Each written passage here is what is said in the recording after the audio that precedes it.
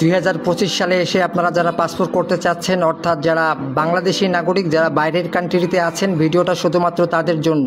স্ক্রিনে যে ভিডিওটা দেখলেন, এমন মুখরোচক ভিডিও অনলাইনে ফেসবুকে প্রায় সময়ই আমরা দেখতে পারি যে পাসপোর্টের মতো একটা জিনিস, সেটা যদি আপনি মালয়েশিয়াতে অ্যাপ্লাই করে থাকেন, আপনি ওনার সাথে যোগাযোগ করলে বাংলাদেশে উনি আপনার পাসপোর্ট 7 দিনের মধ্যে আপনার হাতে আইনা পৌঁছায় দিবে।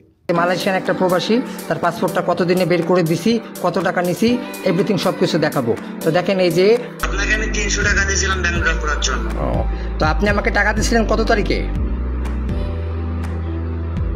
আপনাকে আমি টাকা দিয়েছিলাম 25 তারিখে। তো আজকে 2 তারিখ, 25 তারিখে টাকা দিয়েছেন, আজকে 2 তারিখ, আল্লাহর রহমতে পাসপোর্ট হাতে পেয়ে গেছেন, তাই তো?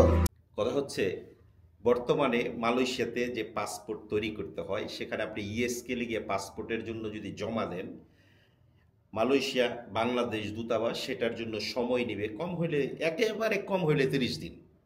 30 দিন পরে পাসপোর্টটা আপনার হাতে আসবে, পাসপোর্টটা প্রিন্ট হইয়া। সেটা 30 দিন একেবারে আমি কম বললাম, কারো কারো 4-5 মাসও লাগে। এই যে সমস্যাটা, এই সমস্যাটার সমাধান এই একজন পাসপোর্টের দালাল উনি দিচ্ছেন মাত্র 7 দিনে, এবং উনি যেইভাবে তথ্য প্রমাণ দিতেছেন, সে উনি 7 দিনে পাসপোর্ট পাঠিয়ে দিচ্ছেন, একজনের সাথে ভিডিও কলের মাধ্যমে দেখাইলো। এই ধরনের প্রলোভন দেখা অনেকেই এই দালালদের কাছে পাসপোর্ট করতে দেন। আমি আপনারা বলবো যে আপনি যদি বিদেশে থাকেন, পৃথিবীর যেই দেশ থেকেই আপনি আমার এই ভিডিও দেখছেন, আমি আপনাকে বলবো যদি বিদেশে থাকেন, আপনার নিজের পাসপোর্ট নিজে করার চেষ্টা করেন, কোনো দালালের মারফতে না। আপনি ওরা টাকা দেওয়ার পরে ওই আপনারা বলবো যে আমি পাসপোর্ট জমা দিছি, এটা করছি সেটা করছি, তারপরে এক সময় আপনাকে ব্লক করে দিবে। এই হলো এই দালালের কাজ। এই দালাল বাংলাদেশে অনেক, কারণ এরা সাধারণত জানে যে বিদেশে যারা আছে তাদের সব থেকে বড় যে সমস্যা, সেটা হচ্ছে পাসপোর্টের সমস্যা। আর এই সমস্যাটা নিয়ে তারা বিভিন্ন ধরনের মুখরোচক ভিডিও তারা তৈরি করে, যাতে আপনি এই প্রলোভনে পা দেন। এটা এক ধরনের ফাঁদ।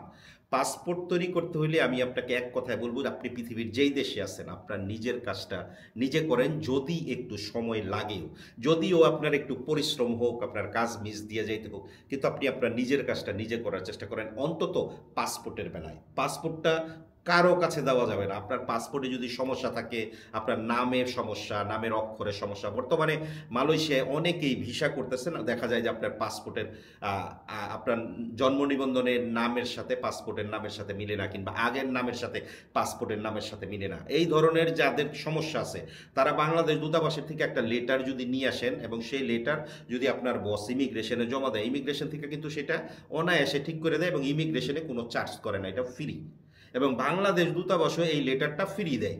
তাইলে আপনার যে কোনো পাসপোর্ট সংক্রান্ত যেই সমস্যাটা, কোনো দালালের কাছে না গিয়া, আমি আপনার এক কথায় বলবো যে আপনার নিজের কাজটা নিজে করার চেষ্টা করেন, অন্য কারো মাধ্যমে না। এই দালালে যেইভাবে প্রলোভন দেখাইতেছে, সেই প্রলোভনে আপনি পা দিবেন, এক সময় দেখবেন আপনার আম ছালা দুইটাই যাবে। এই দালালকে দেখা যাবে যে আপনি 500 টাকা, এই দালালকে দেখা যাবে যে আপনি যেই দেশেই থাকেন সেই দেশেই 100 টাকা কিংবা 200 টাকা, একটা ছোট অঙ্কের টাকা আপনি ওরে ব্যাংকিং করে দিবেন। কিন্তু একটা সময় দেখা যাবে ওই আপনার নাম্বার ব্লক করে দেওয়ার পরে, কিংবা আপনার সাথে যোগাযোগ না করার পরে, আপনি হয়তো আর পুলিশ রিপোর্টও করবেন না, এবং এইভাবে এরা দিনের পর দিন বিভিন্ন মানুষের সাথে প্রতারণা করতেছে, ফেসবুক, টিকটক, বিভিন্ন সোশ্যাল মিডিয়ায় অ্যাড দিয়া। সো এই রকম যারা আছে, আমি আপনাদেরকে এক কথায় বলবো, এদের কাছ থেকে সাবধান। নিজের পাসপোর্ট নিজে করার চেষ্টা করেন, কোনো দালালের মাধ্যমে না। ভালো থাকবেন।